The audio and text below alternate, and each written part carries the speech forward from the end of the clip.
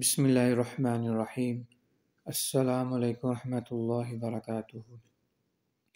Knowledge of قرآن حدیث کے چاہنے والوں، آپ کا میزبان حافظ عاطف حسین آپ کی خدمت میں حاضر ہے۔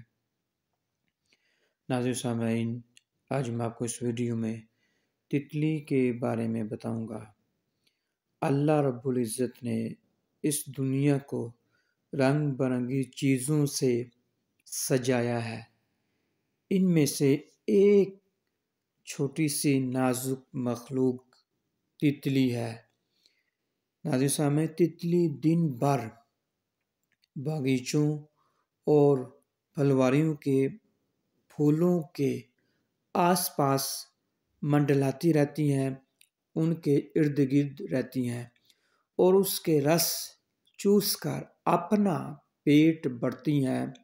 اس کے بدن پر اتنے خوبصورت بیوٹیفل پر ہوتے ہیں جیسا کہ کسی ماہر تصویر بنانے والے نے ان پر رنگ برنگی تصویریں بنائی ہوں۔